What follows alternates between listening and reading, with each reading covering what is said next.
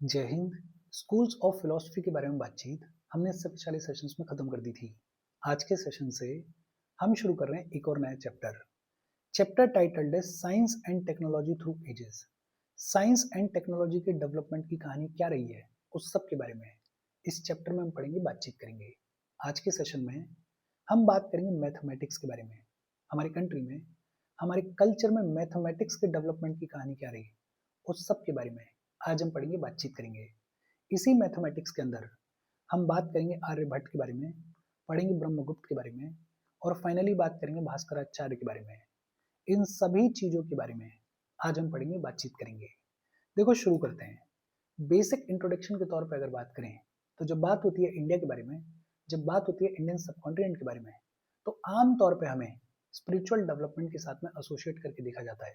No doubt spiritual development में हमारा significant contribution है, लेकिन स्पिरिचुअल डेवलपमेंट के साथ साथ साइंस एंड टेक्नोलॉजी के अंदर भी हमारा बेहद सिग्निफिकेंट कंट्रीब्यूशन देखने को मिलता है। फॉर एग्जांपल, ये जो कॉन्सेप्ट ऑफ जीरो है, ये कहाँ पे ओरिजिनेट हुआ? ये हमारे कंट्री में ओरिजिनेट हुआ। ये जो अलजेब्रा का डेवलपमेंट है, ये कहाँ पे देखने को मिलता है? ये हमारे कंट्री में देखने को मिलता है। तो स्पिरिचुअल डेवलपमेंट के साथ साथ एक बेहद सिग्निफिकेंट कंट्रीब्यूशन हमारा साइंस एंड टेक्नोलॉजी के अंदर भी देखने को मिलता है। और इसी कंट्रीब्यूशन के बारे में, इसी पूरी कहानी के बारे में इस चैप्टर में हम पढ़ेंगे, बातचीत करेंगे। आज सबसे पहले हम बात करेंगे मैथमेटिक्स के बारे में। मैथमेटिक्स को गणित बुलाया जाता है। मैथमेटिक्स को क्या बुलाया जाता है? गणित बुलाया जाता है। मैथमेटिक्स के अंदर कई सारी ब्रांचेस देखने को मिलती हैं। एक अर्थमेटिक होता है जिसको अंक गणित बुलाया जाता है। दूसरा अलजेब्रा होता है जिसको बीज गणित बुलाया जाता है। तीसरा ज्योमेट्री होती है जिसको रेखा गणित बुलाया जाता है। चौथा एस्ट्रोनॉमी होती है जिसको खगोल शास्त्र बुलाया जाता है। पांचवा एस्ट्रोलॉजी होती है जिसको ज्योतिष बुलाया जाता है। बेहद सिंपल, मैथमेटिक्स को क्या बुलाया जाता है? गणित बुलाया जाता है। और मैथमेटिक्स के अंदर कई सारी ब्रांचेस देखने को मिलती हैं। जैसे एक अरिथमेटिक होता है जिसको अंक गणित बुलाया जाता है। दूसरा अलजेब्रा होता है जिसे बीज गणित बुलाया जाता है। तीसरा ज्योमेट्री होती है जिसे रेखा गणित बुलाया जाता है। चौथा एस्ट्रोनॉमी होती है जिसे खगोल शास्त्र बुलाया जाता है। और पांचवा एस्ट्रोलॉजी होती है जिसे ज्योतिष बुलाया जाता है। लगभग 1000 बीसी से लेके 1000 एडी के बीच में हमारे जो इंडियन मैथमेटिशियंस हैं, उन्होंने मैथमेटिक्स के ऊपर खूब सारा कामकाज किया, खूब सारी किताबें लिखी। लेकिन ये तो हो गई बेसिक सी बातचीत। जो इंपॉर्टेंट है वो क्या है कि ये जो कॉन्सेप्ट ऑफ जीरो है, ये कॉन्सेप्ट ऑफ जीरो कहाँ पे ओरिजिनेट हुआ? ये कॉन्सेप्ट ऑफ जीरो हमारे कंट्री में ओरिजिनेट हुआ। ये जो अलजेब्रा का डेवलपमेंट है, ये अलजेब्रा का डेवलपमेंट कहाँ पे देखने को मिलता है? ये अलजेब्रा का डेवलपमेंट भी हमारे कंट्री में देखने को मिलता है। Technique of algebra and concept of zero originated in India. हमने पढ़ा हुआ है हड़प्पन सिविलाइजेशन के बारे में। और हड़प्पन सिविलाइजेशन जाना जाता था अपनी टाउन प्लानिंग के लिए। टाउन प्लानिंग के लिए जाना जाता था, इसका एक मतलब ये भी है कि हड़प्पन सिविलाइजेशन के जो लोग थे उनको जानकारी थी मेजरमेंट की, उनको जानकारी थी ज्योमेट्री की। विच मीन्स कि ये जो मैथमेटिक्स का डेवलपमेंट है, ये बेहद पुराने टाइम से हमारे कंट्री में देखने को मिलता है। अभी हम बात कर रहे थे अलजेब्रा के बारे में, जिसे बीज गणित बुलाया जाता है। और ये जो टर्म है बीज गणित, इसका लिटिल मीनिंग होता है अदर मैथमेटिक्स। बीज, बीज का मतलब होता है अनदर या फिर सेकंड, और गणित, गणित का मतलब होता है मैथमेटिक्स। बीज गणित का मतलब क्या होता है? अदर मैथमेटिक्स, विच मीन्स कि it was a parallel system of computation. एक कन्वेंशनल सिस्टम चलता था मैथमेटिक्स का, उसके पैरेलली एक और सिस्टम देखने को मिलता था जिसे बीज गणित बुलाया जाता है, अदर मैथमेटिक्स बुलाया जाता है। मैथमेटिक्स के ऊपर जो अर्लीस्ट बुक देखने को मिलती है उसका नाम क्या है? उसका नाम है सुलभ सूत्र। मैथमेटिक्स के ऊपर जो अर्लीस्ट बुक देखने को मिलती है उसका नाम क्या है? उसका नाम है सुलभ सूत्र। ये जो सुलभ सूत्र है, इसको कब लिखा गया? इसको 6th सेंचुरी बीसी में लिखा गया। किसने लिखा? इसको बौद्ध याना ने लिखा। किसने लिखा? इसको बौद्ध याना ने लिखा।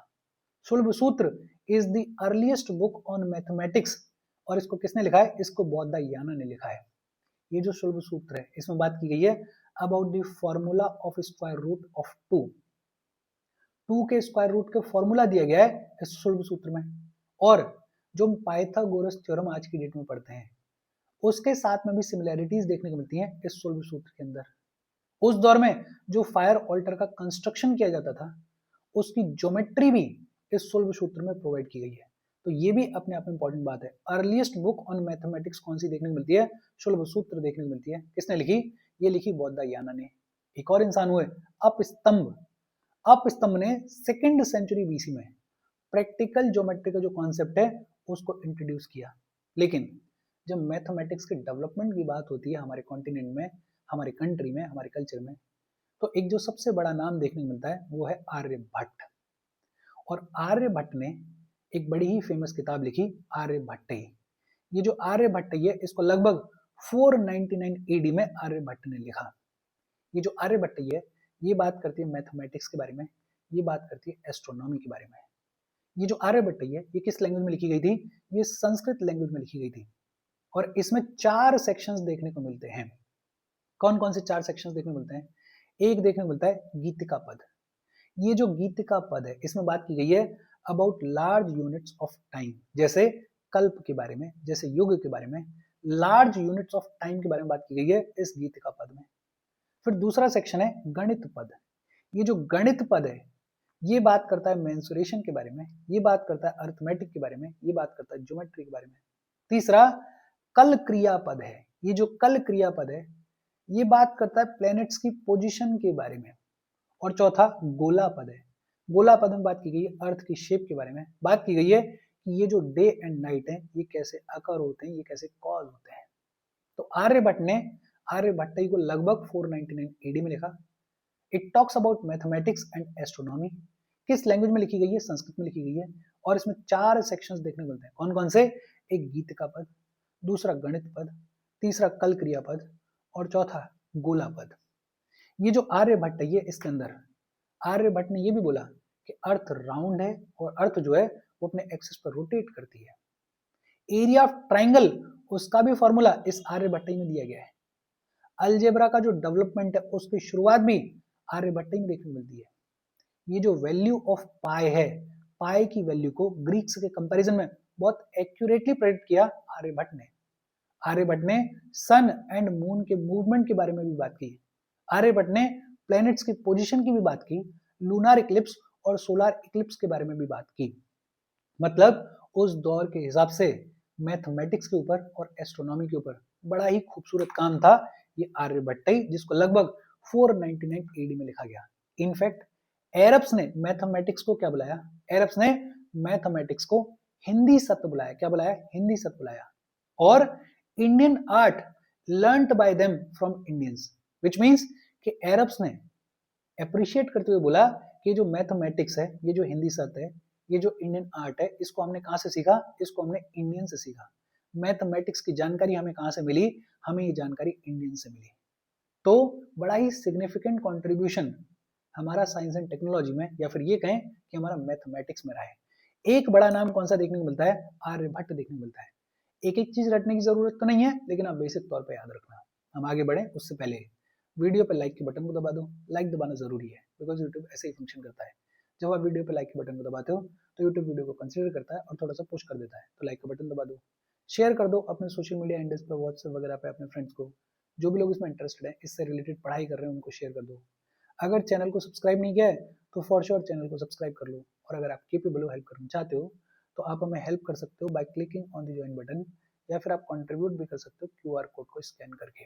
अच्छा, आर्यभट्ट की बात, एक और बड़े इंपॉर्टेंट इंसान देखने को मिलते हैं मैथमेटिक्स के डेवलपमेंट में, और उनका नाम है ब्रह्मगुप्त। ब्रह्मगुप्त ने एक किताब लिखी, ब्रह्मपुत्र सिद्धांत। ब्रह्मपुत्र सिद्धांत किसने लिखी? ब्रह्मगुप्त ने लिखी। और ये जो ब्रह्मपुत्र सिद्धांत है इसमें जीरो को एज अ नंबर मेंशन किया गया है। जीरो को एज अ नंबर ब्रह्मपुत्र सिद्धांत में मेंशन किया गया है, जिसको किसने लिखा है? ब्रह्मगुप्त ने लिखा है।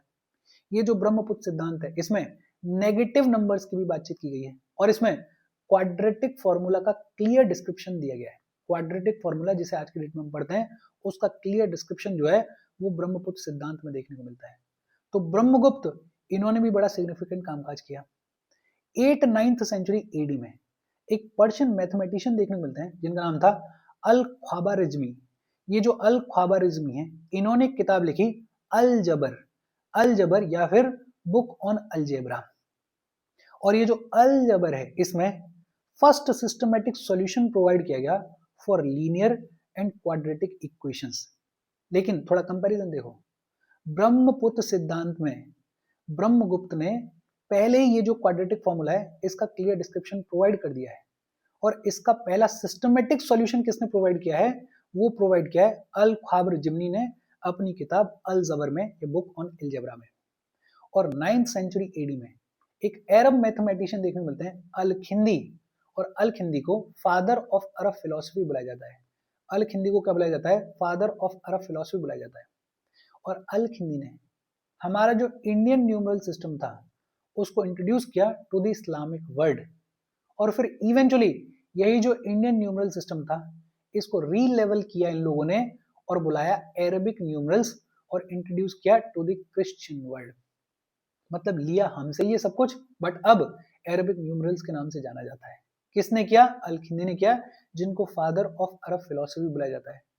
9th सेंचुरी एडी में महावीर आचार्य ने एक किताब लिखी गणित सार संग्रह, और ये जो गणित सार संग्रह है it is the earliest Indian text entirely dedicated to mathematics.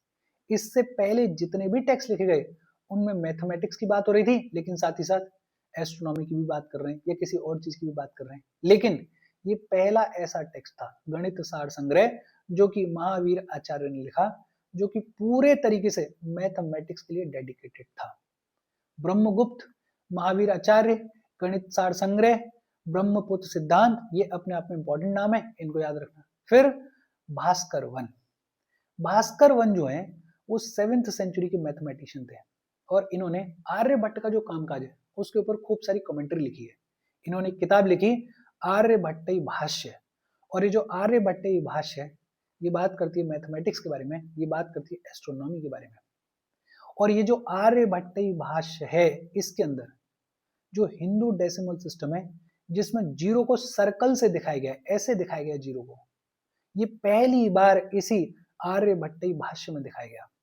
In fact ISRO ने इनको ऑनर करने के लिए भास्कर 1 सैटेलाइट को लॉन्च किया था 1979 में। तो भास्कर 1 ने आर्यभट्टीय भाष्य को लिखा, और ये जो आर्यभट्टीय भाष्य है इसमें हिंदू डेसिमल सिस्टम के अकॉर्डिंग जीरो को सर्कल से रिप्रेजेंट किया गया सबसे पहली बार। फिर एक हुए भास्कराचार्य, और ये जो भास्कराचार्य हैं इनको भास्कर सेकंड भी बुलाया जाता है। 12th सेंचुरी के अंदर ये देखने को मिलते हैं। और भास्कराचार्य ने एक किताब लिखी सिद्धांत शिरोमणि, बड़ी फेमस किताब सिद्धांत शिरोमणि। ये जो सिद्धांत शिरोमणि है ये 4 सेक्शंस में डिवाइडेड है। कौन कौन से 4 सेक्शंस? एक लीलावती ये डील करता है अर्थमेटिक्स से। दूसरा बीज गणित अलजेब्रा से डील करता है। तीसरा गोल अध्याय में बात की गई है स्फीयर्स के बारे में। और चौथा ग्रह गणित, ये जो ग्रह गणित है ये प्लैनेट से डील करता है, मैथमेटिक्स ऑफ प्लैनेट्स के बारे में बात की गई है।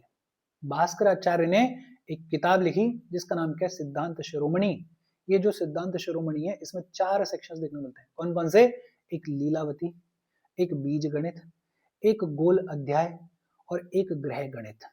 अच्छा, जो साइक्लिक मेथड है, जो चक्रवात मेथड है एल्जेब्रिक इक्वेशंस को सॉल्व करने का, मैथमेटिक्स में पढ़ाया जाता है, आपने शायद पढ़ा होगा साइक्लिक मेथड, उसको सबसे पहली बार कहाँ इंट्रोड्यूस किया गया था? लीलावती में इंट्रोड्यूस किया गया था। इसी लीलावती में इंट्रोड्यूस किया गया था 19th सेंचुरी में। जेम्स टेलर ने ये जो लीलावती है इसको ट्रांसलेट किया और दुनिया को इसके बारे में जानकारी दी।